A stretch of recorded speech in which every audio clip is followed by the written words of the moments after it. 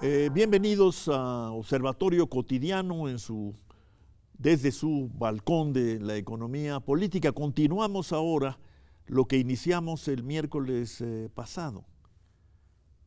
Examinar el presupuesto de egresos de la Federación desde la perspectiva del presupuesto dedicado al medio ambiente y los recursos naturales para este año. Hicimos un recuento de recortes, disminuciones, al final de cuentas daños e implicaciones al cuidado mexicano de sus propios recursos, de su base natural, base física, como dijo Fernando Tudela. Ahora tratemos de responder, Fernando Tudela, Eduardo Vega, Enrique Provencio, responder a esta pregunta. Bueno, supongamos que hemos conmovido a los poderes de la Unión, no a los poderes que de hecho, ¿no? Y que nos dicen, vamos a revisar, revisemos el presupuesto. ¿Por dónde empezamos? Porque no se puede cambiar todo, sobre todo para un ejercicio anual, ¿no? Pero ¿por dónde empezaríamos para abrir el camino a un desarrollo que incorpore explícita y comprometidamente el tema ambiental, ¿no? Que es un poco lo que ustedes preconizan? Bueno, gracias, Rolando. Empezaría primero por el tema que hay que poner a la cabeza. ¿Cuál será nuestra política de desarrollo sustentable para los próximos años? Si es que la vamos a formular o llamar así. En otras palabras, ¿cómo vamos a incorporar la dimensión de la protección ambiental, de la calidad del medio ambiente, como un rasgo distintivo del desarrollo que queremos hacer en México? Hasta ahora no hemos escuchado muchas pistas en la materia. El presupuesto de egresos de la Federación no las da, hace unos pocos enunciados, por lo demás muy parecidos a los de siempre, pero el próximo Plan Nacional de Desarrollo sí deberá decirlo. Y el próximo Plan Nacional de Desarrollo se deberá formular en el transcurso de este primer semestre de 2019. Y yo empezaría por ahí, porque nuestro plan, nuestra visión del desarrollo de aquí a 2024, que por lo demás, por cierto, hay que formularla en una visión de largo plazo, así está establecido ya por ley, ¿verdad? Por ley. Incorporemos con fuerza, de manera orgánica y bien hecho, bien formulado conceptualmente, el por qué necesitamos proteger el medio ambiente para tener un desarrollo auténtico, genuino en nuestro país. Y habría que decir que no podemos proteger satisfactoriamente el medio ambiente con un presupuesto como el que nos han propuesto. Esa es la primera consecuencia y el segundo paso. Y ese creo que no es un paso que hay que dejar para 2020. En efecto, el daño de los años recientes es tan intenso que no se va a resolver en 1, en 2, en 3 años. Hay que encararlo con una perspectiva de trabajo de la próxima década, pero que sí se relacione directamente con esa visión de desarrollo. Y dentro de eso poner algunas prioridades. Si quieres, después en la siguiente ronda doy algunas. Claro, Eduardo Vega.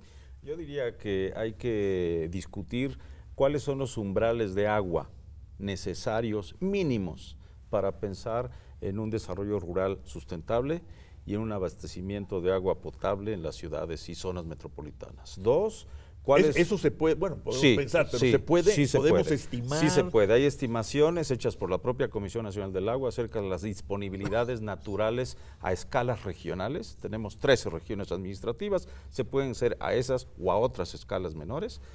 ¿Cuál es la disponibilidad natural, pero también cuál es la demanda creciente de agua por diferentes usos? Y entonces, ¿qué escasez real y potencial estamos enfrentando? Por lo tanto, por eso digo, umbrales de agua. ¿Cuánta agua necesitamos para pensar genuinamente en desarrollo, si es que le vamos a seguir llamando sustentable?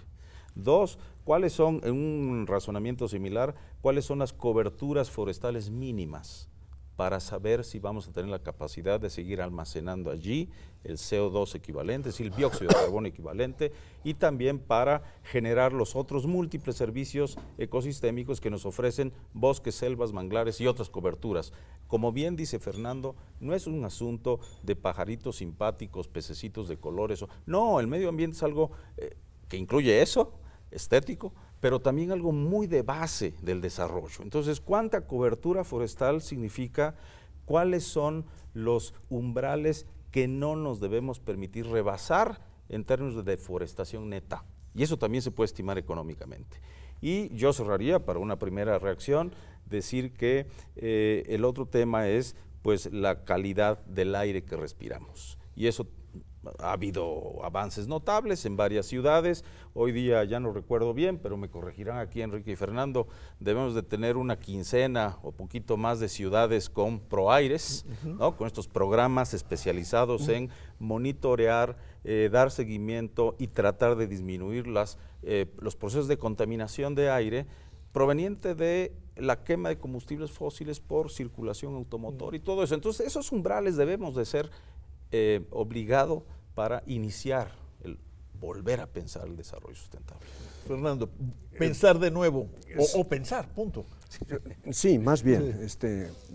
El asunto es que el arranque de una nueva administración es una extraordinaria oportunidad para repensar cosas muy básicas, como qué tipo de desarrollo estamos planteando, estamos impulsando, ¿no? Más allá de que le peguemos el adjetivo de sustentable, bueno, ¿qué visión tenemos del desarrollo? Yo creo que en esto, creo que lo mencionabas anteriormente, tenemos incluso compromisos internacionales que cumplir. Yo creo que la Agenda 2030, negociada con muchísimo trabajo en el marco de Naciones Unidas, nos da un espléndido esquema para abordar justamente un trabajo de programación del desarrollo. Es decir, si no tienen más imaginación más que tomar la Agenda de Desarrollo Sostenible, le llama Naciones Unidas. ¿Algún día me vas a explicar, Fernando, cuál es la diferencia? Ninguna, ninguna. Es un tema semántico pasado, pero en México hablamos de sustentable, en el resto de América Latina dicen sostenible y estamos hablando de lo mismo. Pero, bueno, incluso el adecuar el presupuesto a las metas del desarrollo sostenible, a mí me parecería algo muy viable, muy sencillo, no requiere de grandes imaginaciones, pero sí requiere de algo que estábamos ya platicando antes, que es conectar el presupuesto con lo que queremos obtener, cosa que hasta ahora no se ha hecho. Es decir, aquí le recortamos, bueno, ¿y qué pasa con quién sabe? Allí hay que hacer esto, bueno, pero ¿con qué dinero? Pues quién sabe. Esa conexión entre lo que queremos lograr, que está expresado en nuestras metas de desarrollo sostenible, en los acuerdos, el Acuerdo de París en relación con los gases de efecto invernadero, conectarlo con el quehacer programático, la planeación y el presupuesto, esa conexión es la que hay que hacer, punto. Enrique Provencio. Retomo este punto de Fernando porque me parece Volvemos al tema planteado por ti, es la estrategia. Bueno, sí, y dentro de una estrategia me parece muy importante este aspecto. No es solamente la cantidad, el quantum del gasto, es cómo y dónde ejercerlo, ¿no? Ese es un tema. Y hay un asunto que quienes conocen el sector ambiental saben de él. La estructura del presupuesto ambiental no se ha cambiado, ni ahora, ni en los años recientes, y es una herencia que más bien se convierte en una inercia, en la cual no se han logrado reflejar las prioridades de inversión y gasto federal. ¿Y por qué? Pues por la fuerza de la costumbre. Claro, la jetatura de la sectorización, ¿no?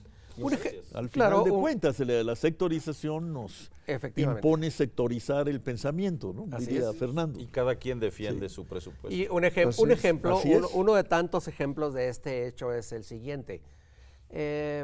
Ya hace más de 25 años que firmamos la Convención de Cambio Climático Ya vamos para 9 años que tenemos un programa especial de cambio climático, que por cierto dirigió Fernando. El primero de ellos. Un cuarto de siglo en los que hemos intentado hacer una política de cambio climático y no hemos movido el presupuesto para fortalecer realmente una estructura de planeación y de gestión. Costó un trabajo enorme crear una dirección primero adjunta de cambio climático, una dirección general con muy poco personal al que también se le redujo el presupuesto este año. Por supuesto. Es decir, asumimos cambio climático, mitigación ante el cambio climático y adaptación ante el cambio climático y sin embargo simulamos que hay un presupuesto. Porque sí aparece en el presupuesto de egresos una bolsa presupuestal muy amplia que es recurso que se invierte desde la Secretaría de Marina, Agricultura, en todos lados, pero que como bien dijo una evaluación del Instituto Nacional de Ecología y Cambio Climático, no tiene orden ni concierto. No se sabe qué ocurre con ese presupuesto, cómo lo gasta, quién lo gasta. Y por cierto, ese presupuesto de cambio climático para 2019 también se ajustó, cerca de 20%. Es decir, no tenemos suficiente apoyo para la gestión, no tenemos suficiente inversión y venimos heredando antiguas inercias que no nos permiten reorientar la maquinaria del gasto. Entonces, parte del asunto es también decidir mejor dónde y cómo gastar. De ingeniería administrativa, Eduardo Vega. Sí, necesitamos estar conscientes que el cambio climático otra vez no es un asunto solo atmosférico o para geofísicos. ¿Y no será que lo estamos asunto viendo como algo que no va a llegar? No, o sea, es muy sensible el asunto en términos económicos. Mayor o menor dosis de agua significa que tenga éxito cualquier cultivo agrícola o cualquier rancho ganadero. Tener mayor o menor temperatura en una región significa también tener mayor o menor capacidad de asumir con éxito padecimientos o enfermedades de la sociedad, ¿no? Entonces, es algo muy directo a nuestra vida diaria el cambio climático. Es agua, es temperatura, es enfermedad, es capacidad de gestión, es oportunidad económica. Entonces, yo creo que hay que tomar la amabilísima provocación de Fernando de que hay que convertir esto nuevamente en un análisis económico de los daños ambientales de un presupuesto tan reducido. Vamos a una pausa y continuamos.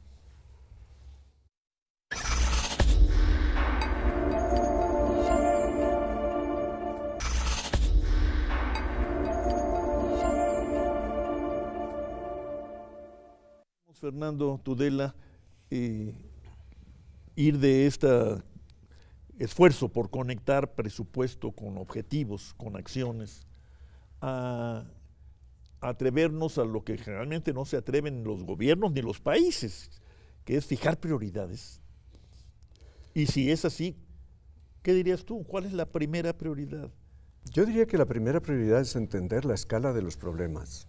Si no nos cae el 20 del momento, yo diría, histórico en el que estamos, donde tenemos una ventana de oportunidad para cambiar el rumbo del devenir ambiental del planeta, que se nos va a cerrar en a lo mejor unos 5 años. 5 años. Sí, es decir, que lo que no tendríamos que estar llegando para cumplir los objetivos del Acuerdo de París a una cresta de las emisiones de gases de efecto invernadero poco después del 2020 y ahí tendríamos que empezar a bajar. Pero eso implica una revolución, es decir, yo lo que quisiera es transmitir a quienes nos están viendo la emoción de estar en un momento de transición crucial. Estamos fijándonos mucho en una transición, una transformación política, social. Bueno, es muy legítimo hacerlo, pero la transformación ambiental de lo que estamos manejando a través del presupuesto, entre otros instrumentos, es descomunal. Esta es una transformación que en otros países están implicando un cambio radical en las formas de producir y de consumir. Diría la CEPAL, un cambio de época. Absolutamente. Entonces hay países donde dicen, miren, ya lo estamos viendo en Europa, el diésel va para afuera. Otros países están diciendo, bueno, los combustibles fósiles hay que empezar a diseñar una bajada abrupta en su utilización. Y todos están conscientes de que hay una transición energética, por ejemplo, que es inevitable. Es decir, no es una cuestión de gustos, es una cuestión de supervivencia. Enrique No vamos Provencio. a lograr esa transición. Otra vez siguiendo con prioridades, Fernando acaba de anunciar la central, que es pensar cómo la transformación nacional debe incluir esta urgencia, porque eso es una emergencia. Eduardo planteó la de agua, estoy de acuerdo. Yo voy a completar con dos más. Una, la protección de nuestro territorio. Ya lo dije, hemos decretado 25 millones de hectáreas de áreas protegidas, más las superficies marinas, entre las dos, 90 millones de hectáreas. Millones. Y a eso estamos dedicando, no, va a ser difícil captar la dimensión de esto, apenas un 0.03 del presupuesto. Es decir, O sea, nada que ver con el Producto Interno nada. Bruto, nada que ver 800, con el daño general 800 millones de pesos. Con 1.200 personas. Con trabajando 1.200 en esto. personas. Sin equipo. Es Sin decir, equipo y sin programas. de ese tamaño es la disonancia que tenemos. Acordamos como país proteger 25 millones de hectáreas terrestres, 90 millones incluyendo las marinas, y tenemos apenas unas 1.200 personas trabajando en esto. encargadas, dedicadas a eso. No tiene sentido, no tiene sentido. Por otro lado, este año se inaugura un nuevo programa que se llama Sembrando Vida, que va a llevarse 15,000 millones de pesos, más de 15 veces más que lo que tenemos para las áreas naturales protegidas. Y el nuevo programa, cuando ya esté funcionando en 2020, va a cubrir 1 millón de hectáreas. Es decir, creo que estamos generando más distorsiones. Me parece muy loable que el nuevo programa vaya a proteger a 400,000 familias y 1 millón de hectáreas. Pero tenemos un compromiso nacional de proteger 25 millones de hectáreas terrestres y en total 90 millones de hectáreas, incluyendo las marinas. Y no le estamos dedicando esfuerzo, recursos, suficiente atención. Un segundo ejemplo, y esa es una tarea que nos pone por delante el reto de corregir distorsiones. Otra, la lucha contra la contaminación atmosférica urbana en este país, atmosférica en general, lleva mucho tiempo. Sí, lo mencionó Eduardo. Hemos Vega. conseguido éxitos indudables. El área metropolitana de la Ciudad de México ha mejorado la calidad del aire, aunque algunos ya no lo recuerden. Pero todavía tenemos retrasos enormes en regiones que tienen recursos económicos. El año pasado en la ciudad de Monterrey se estuvo discutiendo mucho que la red de monitoreo estaba incompleta. Ni el municipio ni el gobierno del estado tenían recursos para comprar 2 estaciones de monitoreo de calidad del aire. Las tuvieron que comprar con un donativo del sector privado. Es un contrasentido. El principal daño ambiental que generamos en este país es un daño a la salud humana por la contaminación. Y sin embargo, hay ciudades con ese nivel de desarrollo como la zona metropolitana de Monterrey que no tienen completada su red de monitoreo. Es decir, hay que ver esos detalles.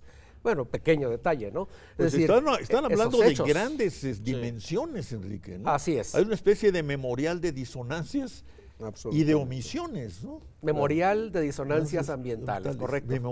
Sí, Eso es. Eduardo Vega. Sí, hace rato, antes del programa, yo le decía a Fernando que hay que discutir los problemas de la coyuntura y me dice más bien de la descoyuntura. Yo creo que sí, en efecto, tenemos muchas disonancias, muchas cuestiones que podrían denominarse contradictorias. Quisiera subrayar que este sexenio y el próximo son los decisivos para ver si vamos a cumplir o no los objetivos de desarrollo sostenible. Porque justamente nos quedan 12 años para saber si la evaluación neta y definitiva de esos compromisos ya adquiridos, no de si queremos o no cumplirlos, porque si no los queremos cumplir tenemos que hacerlo explícito ante Naciones Unidas. Y si vamos a seguir diciendo en Naciones Unidas que sí, pero no lo traducimos a política pública en México, entonces estamos de facto incumpliendo. Así que este sexenio es importantísimo y el próximo también para saber si la Agenda 2030 la vamos a cumplir en México. Fernando. Más allá de las discusiones ideológicas de qué quiere decir la izquierda y la derecha que han cambiado históricamente, yo diría que un régimen progresista tiene que ser un régimen que defienda los bienes públicos. Eso para mí es lo crucial, porque no hay nadie que esté en mejor condición de defender los bienes públicos de este tipo, de esta índole, calidad del agua, calidad del aire, ecosistemas, territorios, etcétera, etcétera, salud pública, que el Estado. No, eso no lo puede asumir el sector privado. Entonces, la otra cosa es la defensa del Estado de Derecho. Firmamos tratados internacionales que luego quedan en un cajón. No, pero ya no pueden quedar en un cajón, constitucionalmente hablando. Tiene la Constitución y los tratados internacionales. Sí. Ese es el orden de jerarquía, más allá de las leyes incluso.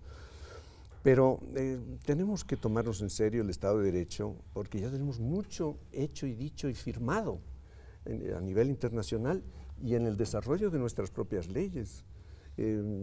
La evaluación de impacto ambiental no es un menor trámite burocrático que podemos saltar. El ordenamiento del territorio, igual, todo eso está normado. Si nos creemos la vigencia del Estado de Derecho, más allá de nuestro convencimiento, Rolando, de que el medio ambiente nos preocupe o no, simplemente con el respeto a los tratados internacionales y a las leyes nacionales, podríamos dar unos pasos gigantes hacia esa transición que es inevitable. Frente a los acuerdos de París, vino una reacción atrabiliaria, incluso podría yo decir inesperada, nada menos que de los Estados Unidos a través de su presidente, el entonces nuevo presidente, el señor Trump. Pero muchos llegamos a pensar que era pues, una especie de exotismo de la ultraderecha estadounidense, no, pero se ha ido formando incluso pasivamente una especie de coalición contra París, contra el cambio, la estrategia del cambio climático. Nosotros no podemos formar parte de eso. ¿Qué esperamos de la sociedad organizada, de la academia, Enrique Provencio, para esta especie de operación conmoción? Queremos conmover a los poderes, ya dijimos, al Congreso de la Unión, al Estado, al gobierno federal, su Secretaría de Hacienda, si es que podemos hablar de que es conmovible. De la academia, pero más en general de la sociedad, porque como decía Fernando, no es ni del gobierno, somos como sociedad los que estamos obligados a seguir insistiendo. Y vuelvo al punto que hemos planteado. Primero, ante la necesidad de no relegar, de no dejar en el cajón de desastre o de desastre el tema de las prioridades ambientales. Y desde la academia sí, hay una gran agenda de investigación, tanto por el lado de la mitigación, de la reducción de los gases que generan el efecto invernadero, pero también, y muy urgentemente, por el lado de cómo nos vamos a adaptar ante el cambio climático. Asunto que incluye, por cierto... ¿Qué quiere decir adaptar en este caso? O sea, ¿cómo la sociedad se va a mover para resistir mejor y con un nuevo equilibrio, asimilando los impactos, pero sobre todo sobreponiéndose a los efectos en sequías, inundaciones, huracanes, en usos del suelo para responder a los efectos?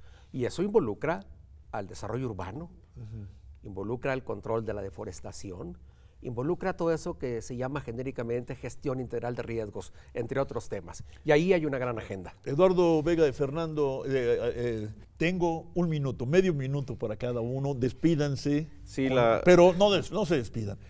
Abramos la agenda, ¿no? Por supuesto, la adaptación al cambio climático, como lo define y dice bien Enrique, es generar capacidades institucionales para la resiliencia.